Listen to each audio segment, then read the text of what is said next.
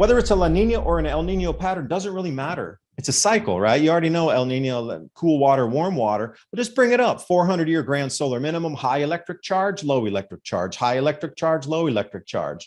And you'll start to see, doesn't matter what the cycle duration is, it's a cycle that can be mapped out with pretty good precision now. And you know their effects and consequences because it's happened many, many times before. Now pluck those errors out of history and then you'll get a good blueprint of what's coming up the next few years.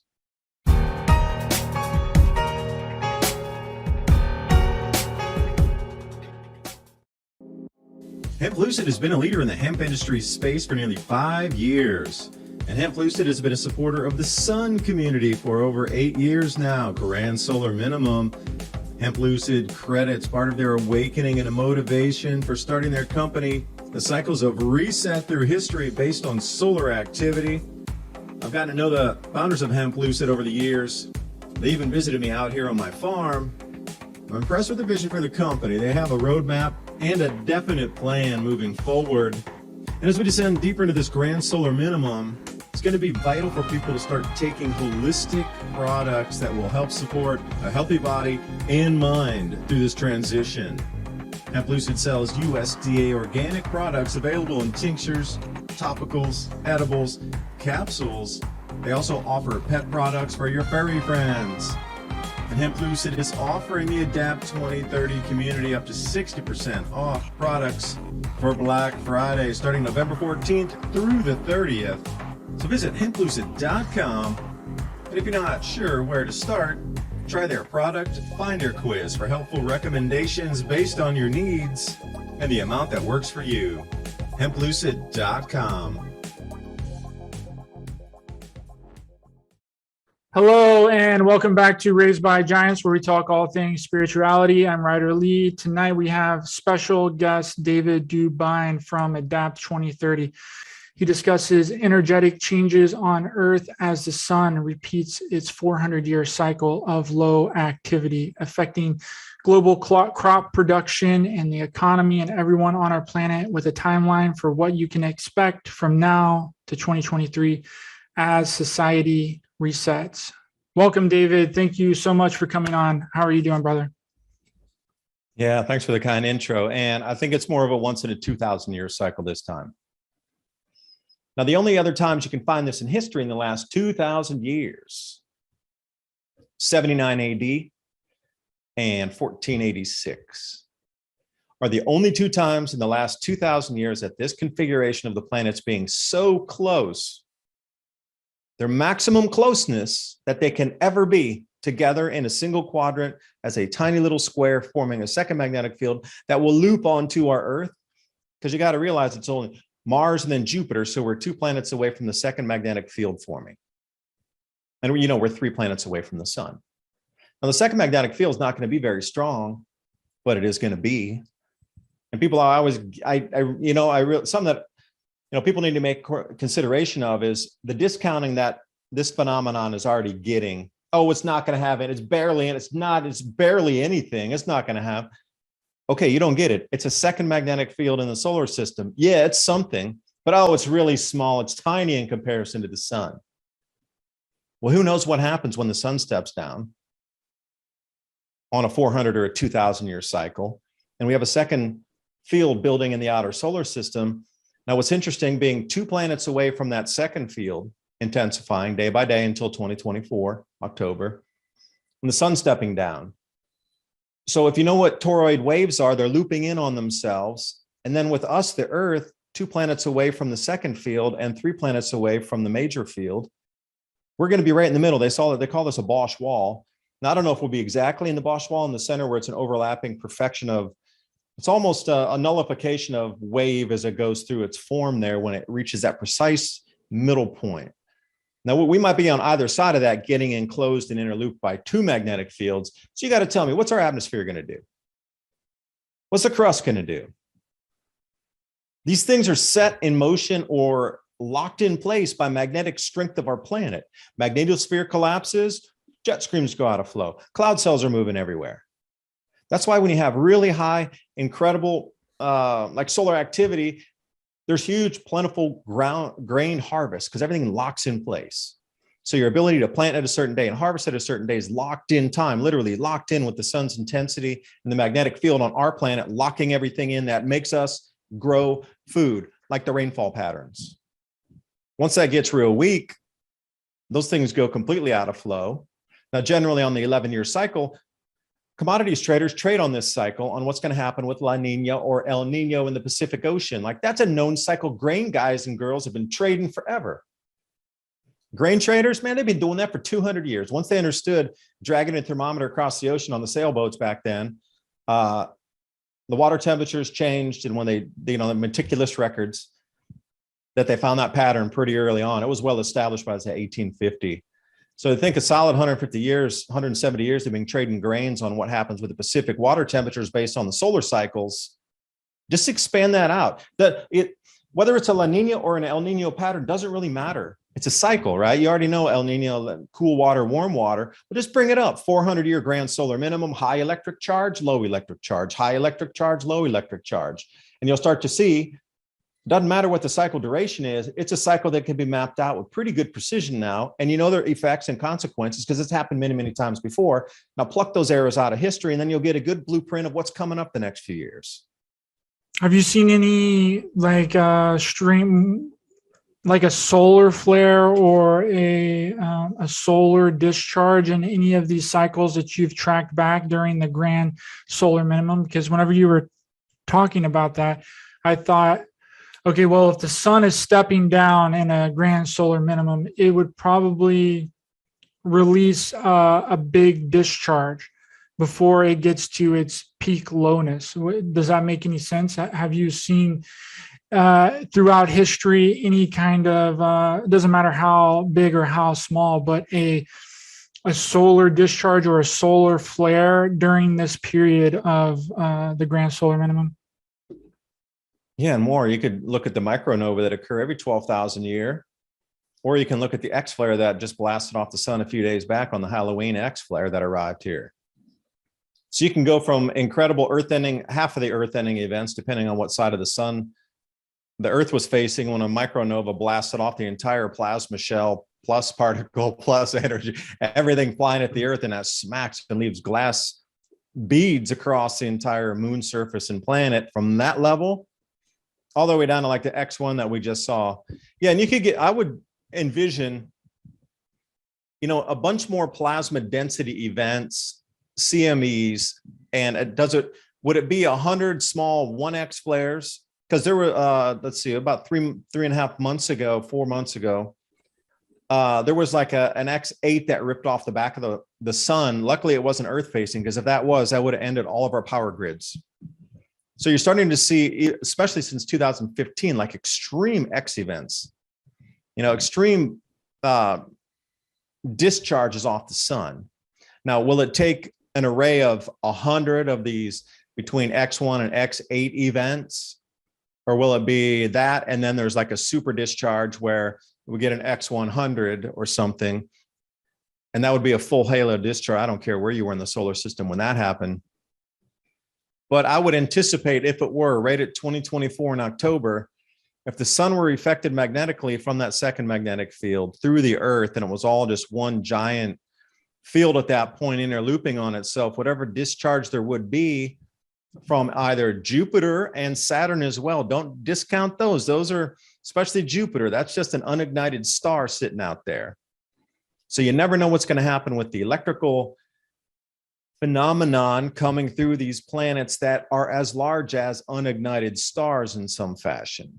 Because Jupiter, well known, it could be a brown dwarf. I'm not talking about Nibiru, just discount that right away. I'm just saying what Jupiter classification is.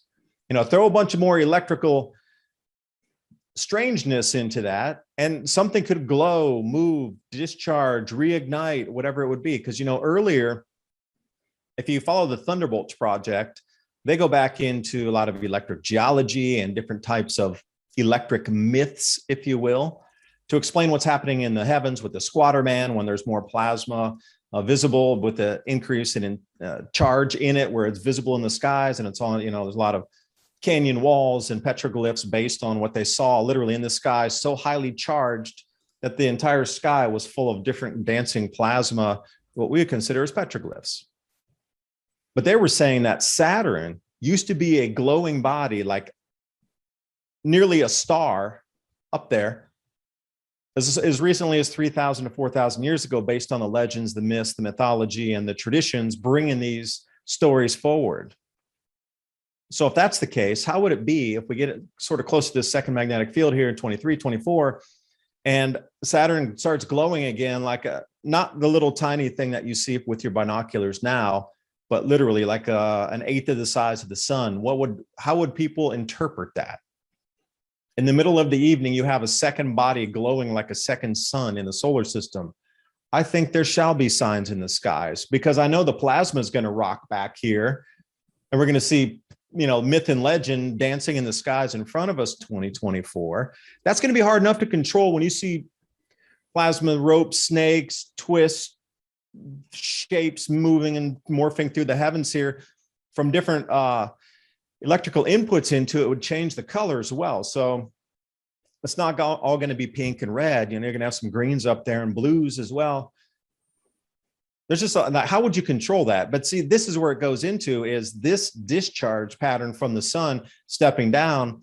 It's going to let some small ones, but it's going to let a big one too. And how does that stand in with, going back 5,000 years or 8,000 years, 4,000 years? These huge events in history that we rarely hear about have been kind of erased from our pattern recognition of gigantic cataclysmic events based on either comets impacting the Earth, the sun turning black, the Earth reversing itself.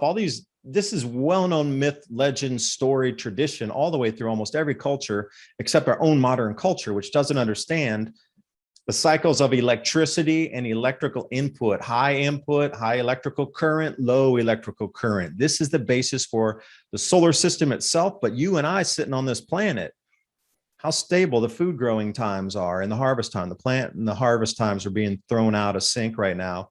But with all this electrical activity changing and the magnetism, et cetera, the human resonance field and the way we perceive reality is going to change. The hemispheres in your brain are going to change the way they process information out of this.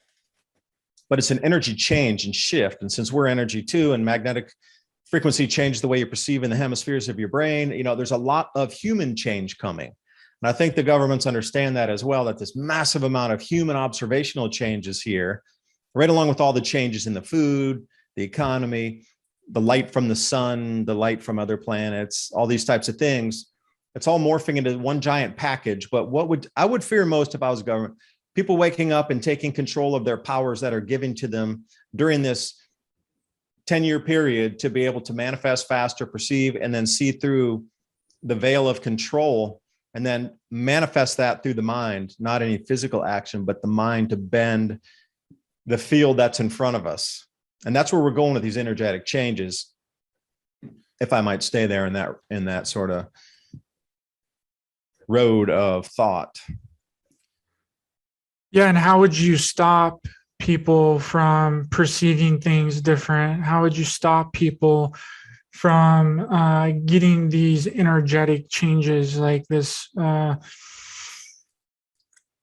It's pretty obvious, right? Like, you would get them to take a experimental medical treatment, right? And to skew your perception and screw with your brain, right? That's the way that I see it. They know that these things are about to happen, and that's the way that they think that they can physically stop it. But how long do you think the second electromagnetic field is going to be affecting Earth? Is it going to be something permanent, or is it going to be something that kind of comes in and then goes away after a certain period of time? Everybody can do this. Let's follow along. Solar System Scope is where you want to go to, solarsystemscope.com. In there, you can see where the planets are moving around, and you can go out into the future and you can go back in the past. So I think now, when I originally started using Solar System Scope to find these same geometric matchups or planetary geometry where the planets sit in their orbits, that program free used to go back to 2200 years ago, or 200 BC. No, it was 400 BC. I was able to get some information on planetary matchups. And you can start to see when they form that square, Jupiter, Saturn, Uranus, and Neptune, when they form that square, it actually looks like a square in the outer solar system. So it's pretty easy to see it. You're not going to have one over here and one over here. And one. That's more the balance. That's why it doesn't swing over into this change. But when you start to see those, get your cursor and mouse and then just move the planets forward until you come to October of 2024. Then you can use your mouse to scroll in and out, like, expand the planets out or bring them in, get it to that, good size where you can see all four of those sitting off there. Where we'll be by ourselves, the other two planets behind us with the sun. So it's Sun, Earth, 4 planets in a square. Now that is also going to dissipate as the planets. Jupiter will start moving away, and probably late 26, early 2027. That field will have broken apart, and it will have more. It won't have any more effect on us. 2 years after that, and you can actually pretty much wire it down to the month if you go to solarsystemscope.com and try this yourself and see where all those planets are sitting.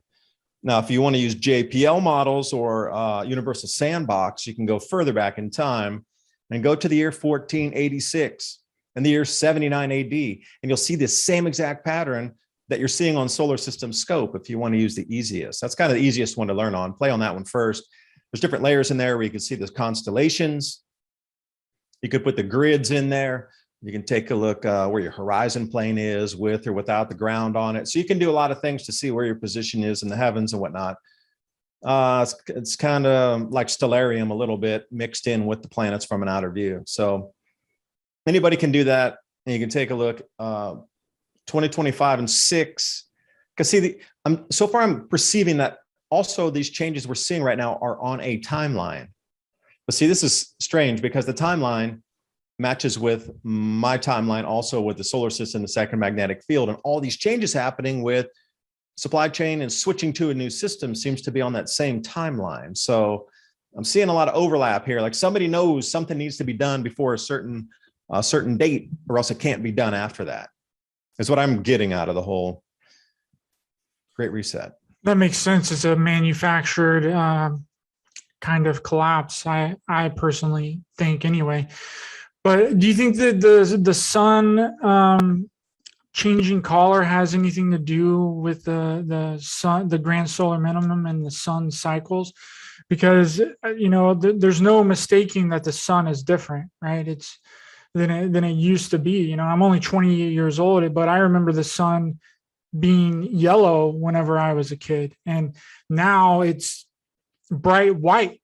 It's really strange and alarming. And I don't think enough everyday people pay attention to the sun and its activity to even notice it, but it's, and I think if people would just pay attention a little bit more and realize that things are changing on a fundamental level, and it's in our face, right? Like you can go and look like, but the problem is, David, is they've flipped this and they've turned it into a heating instead of a cooling, right? And what's your thoughts on why they would flip that and turn it into something that's not, when they know that it's actually a cooling cycle and a cooling period instead of a heating period? Do you think that it might have been that they thought somewhere down the line that it was a heating, but they went too far with it and they couldn't go back on it? Or do you think that they always knew that we were hitting this grand solar minimum of low sun activity, and they're just not letting anyone know and not letting the public and the masses know to create this whole reset? Well, the panic would start far before any of these changes. Well, they're already seeing changes affecting a lot of people's lives, but in earnest, where 5 out of 10 people or 6 out of 10 would be greatly affected by this with some sort of system that delivers something to them breaking during this natural cycle. The panic would ensue tomorrow. If this kind of type of information, like, you understand it, you're a smart guy, you can put pieces of information together, synthesize it, say, hey, this is great for me. It's not good for me. But I've taken, okay, great. Now, okay, we're here. What solution could we use? That's the way I think. But you put blast this across the news to just average everyday person, they're going to freak out, absolutely freak out. I think the rule of law would stop first, and then all the investment would be done. Nobody would even want to go to work tomorrow. They sure wouldn't invest in anything, because 2024 is not like investing for your retirement in 40 years. So the whole understanding of daily life would shift once people realize in 3 years we're going to hit this second magnetic or field coming in, and there's two waves of it. The first wave is 2024, 25, 23, and the 23 it'll apex 24, and then it'll drop off 25. So you're going to get that cycle top and bottom here. Things just wouldn't work. So if you knew it was inbound, you'd have to create an excuse for it. Again, front running. They're going to front run the excuse before the actual event happens. So somebody knew the cycle was here. Now, when I was a kid, I was taught global warming, and this is the reason that I bring it up, because back in the 1950s, 1930s specifically, they were talking about the planet warming a lot because they had the Great Dust Bowl, and they were hitting like these incredible temperatures in the 1930s. Now, I'm not trying to get political. Some people with their research saying NOAA had decreased the 1930s temperatures compared to what they really were. Otherwise, we'd be seeing some extreme similar temperatures today. But by cooling the past, it makes the now appear warmer. Or you can go with what the numbers are, but we're getting really close to some extreme heat events again. So back in the 1930s, they were claiming it was warming. Same newspaper articles, the Arctic's ice is going to disappear. And then it got cold. World War II came, and then they had some really brutally cold winters in the 1950s. And then all the scientists then started to say, hey, well, we're coming into an ice age in the 1970s. And they were talking like full blown 2-mile ice, deep, thick over New York City kind of ice age, not a mini ice age, not a grand solar minimum. The whole 70s cold panic was all about an ice age. But you got to realize, how does this play into it? Because in the 1950s is when they started that whole, there's coming an ice age.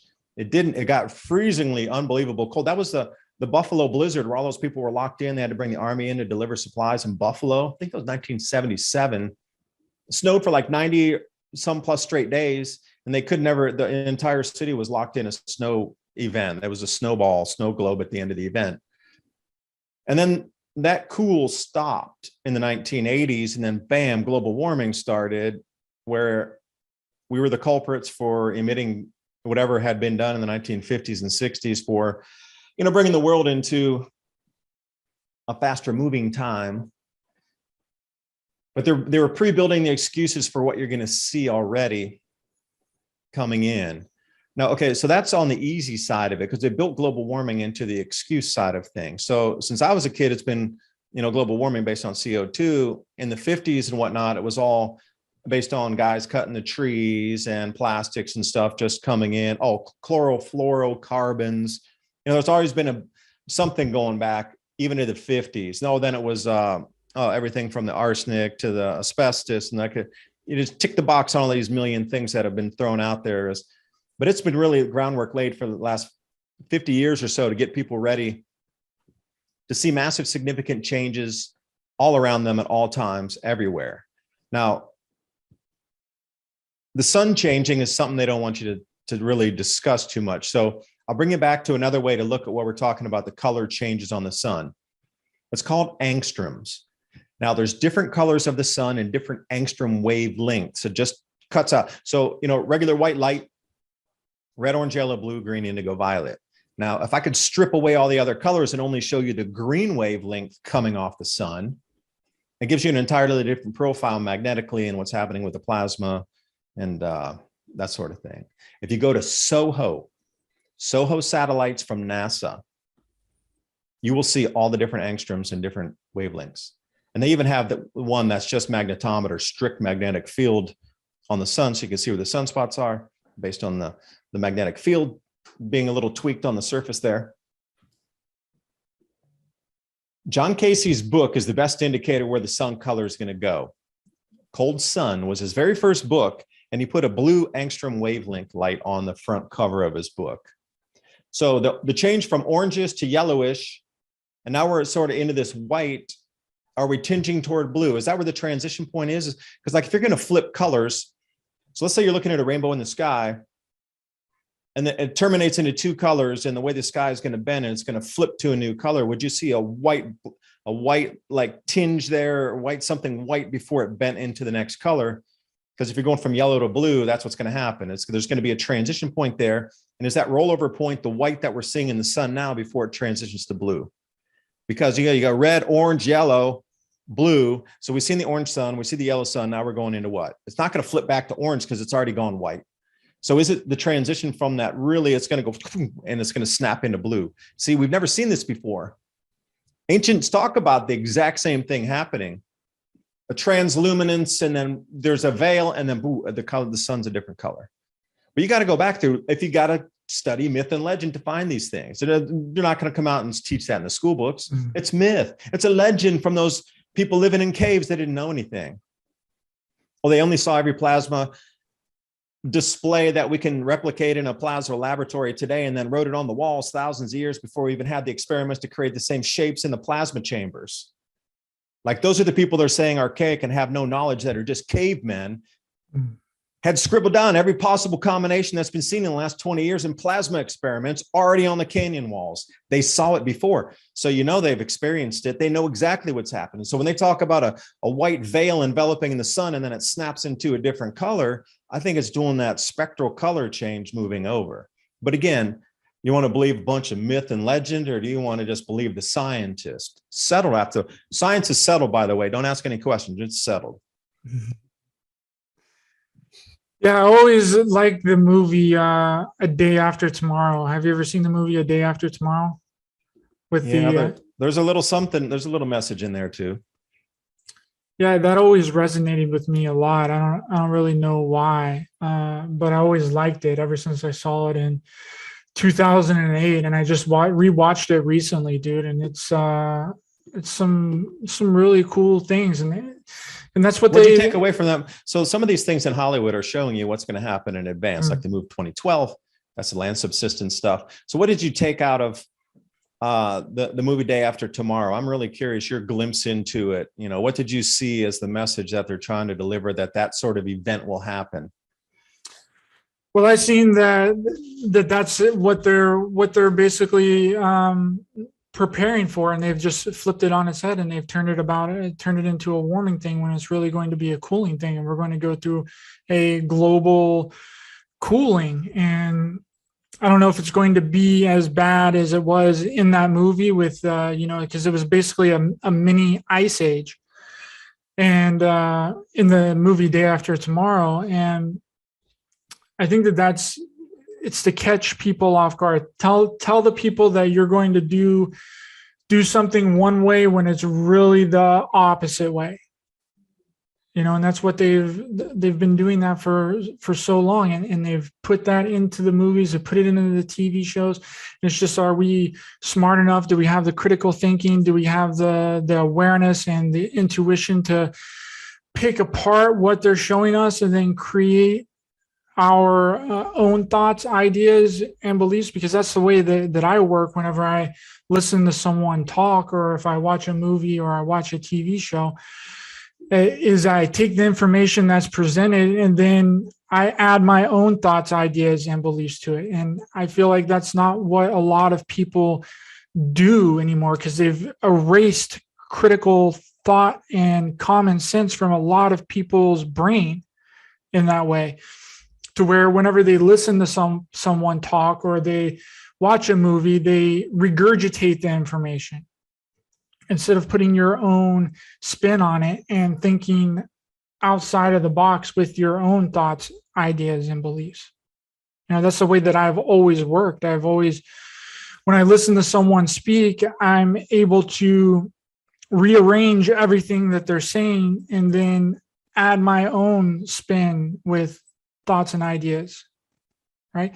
I feel like that's where a lot of people are missing this, because again, it's not taught. You're not taught to do that. You're not taught healthy debate. You're not taught to think critically in school or think outside of the box. They want everyone in uniform. They want everyone in a line and looking at a very narrow point of view, a very narrow perspective, of what's going on and blanket everybody with the same thoughts, ideas, and beliefs, getting them walking around like a freaking robot that can't think for themselves and just go along with what everybody else is doing. But They're comfortable. That's why they're doing it. They're comfortable. Yeah, it comes down to a comfortability and a fear, right? And a fear of being different, a fear of being looked at different, a fear of being laughed at, a fear of being made fun of, a fear of embarrassment. But they don't realize if they hold their ground and they stand with integrity and they do what they say that they're going to do, then it's going to, work out better for them if unless they go along with everybody else. It's the 100th, monkey effect or whatever the name of that whole thing is, monkey see, monkey do. And they've been really good at doing that, and creating our culture and shepherding people in a certain direction that they want them to go into an illusionary reality instead of making your own and creating your own timeline and creating your own reality. They want you grouped in to the think tank of the global consciousness of the planet.